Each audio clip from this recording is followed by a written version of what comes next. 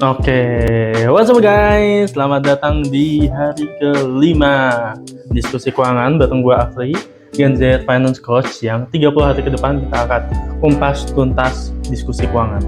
Oke, jadi untuk sekarang kita akan bahas terkait frugal versus pelit gitu ya. Mungkin teman-teman udah pernah ngerasain juga gitu ya, ada teman-teman yang ngerasa wah nggak pernah ikut nongkrong lu, waduh diajak buat makan-makan nggak pernah join dan sebagainya, wah pelit lu. Mungkin sentingan-sentingan yang kayak gitu yang pernah didengerin ya gitu ya, dan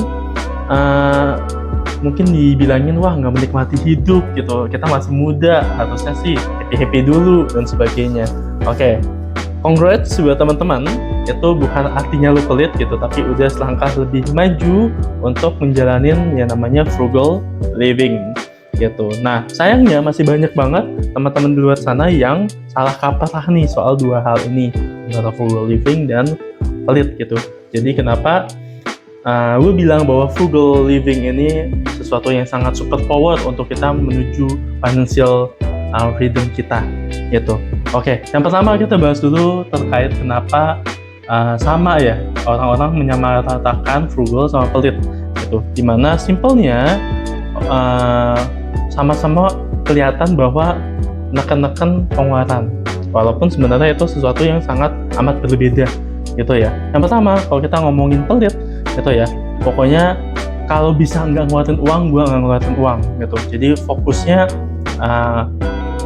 cash out yang keluar aja, tapi nggak melihat benefit dan sebagainya gitu. Nah, beda sama frugal, dimana di frugal itu kita tetap hitung value yang kita terima gitu, sehingga kita menimbang-nimbang nih, daripada ngeluarin duit untuk pengeluaran A, lebih baik kita ngeluarin duit untuk pengeluaran B gitu. Jadi ada cost benefit analysis di situ gitu. Jadi enggak semuanya kita ada pengeluaran diajak minum kopi di kafe atau diajak buat makan-makan, kalau kita enggak beneran happy ya kita nggak join gitu. Kita enggak takut untuk saying no, itu first thing ya. Jadi frugal itu bukan pelit, tapi kita yang paham diri kita sendiri gitu. Oke, gimana caranya nextnya supaya kita menjadi frugal living yang beneran works gitu ya, beneran bisa membantu kita untuk financial freedom kita.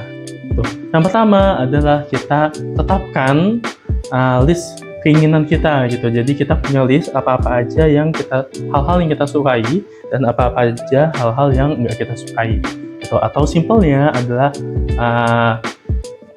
list hell yeah dan no way gitu. Sehingga ketika kita ditetapkan pilihan, kita sudah tahu pilihan kita apa.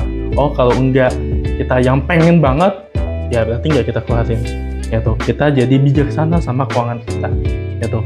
Yang kedua, tipsnya adalah rumus 30 hari gitu, sehingga kita enggak setiap kita kepengenan sesuatu itu langsung kita keluarin gitu, tapi kita ada waktu tunggunya dulu gitu. Sehingga hal pertama biasanya ketika kita lagi pengen sesuatu itu majority adalah impulsive buying semata ya. Jadi wah lagi pengen ini, wah pengen itu, tapi setelah dibeli, kenapa gue beli ginian gitu.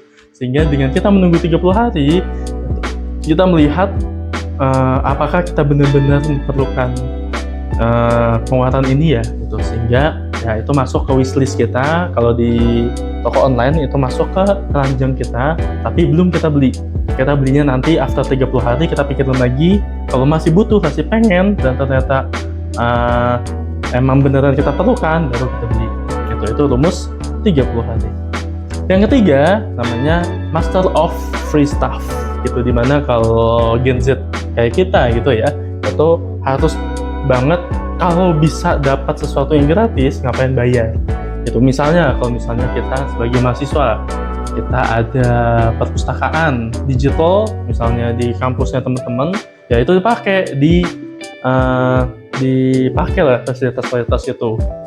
Contoh lain mungkin ada kita mau olahraga, nah dibanding kita harus bayar member gym misalnya, kita bisa olahraga di rumah atau kita bisa olahraga di luar jalan, atau misalnya cardio kan banyak juga olahraga yang gratis gitu. I wanna say kalau bisa gratis kita pakai dulu yang gratis gitu. So, master of free stuff. Yang keempat, belajar masak. Yes, kita paham sekali bahwa makanan itu adalah salah satu cost yang paling besar gitu ya.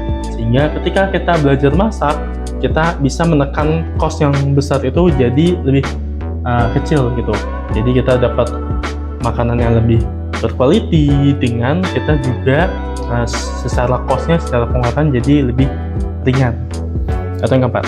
Yang kelima, jadi pemburu yang cerdas. Ya, kita pengen sesuatu, tadi misalnya udah masuk ke ranjang kuning kita ya, misalnya, 30 hari udah lewat nih dan kita masih pengen, jangan langsung di check out. Ya, kalau bisa cari promo-promo dulu, cari tanggal kembar misalnya.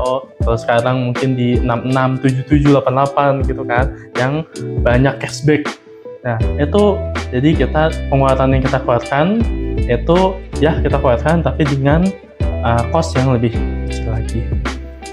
Gitu guys, jadi frugal living itu bukan artinya hidup sengsara ya. Jadi itu kebalikannya, kita sadar untuk mengalokasikan resource yang kita punya, itu yang paling berharga di kita itu untuk hal yang lebih baik, yang lebih bervalue, yang lebih kita enjoy gitu. Jadi mulai sekarang ketika ada yang bilang, wah pelit tuh, no, it's not pelit, it's frugal living gitu. Oke, buat hari ini segitu dulu. Jadi buat next episode kita bakal bahas terkait load budgeting gitu. Nah, kayak gitu dulu. Sekian buat hari ini. Makasih yang udah nonton. Seperti biasa, kalau yang belum subscribe, minta tolong di subscribe, like, komen. Kalau ada yang mau didiskusikan terkait budgeting dan sebagainya, boleh tulis komen pertanyaan-pertanyaannya di komentar di bawah. Dan kalau udah subscribe, jangan lupa nyalain lonceng notifikasinya sehingga bisa terus update video-video gue gitu. Cukup buat hari ini, kita ketemu lagi besok. Bye.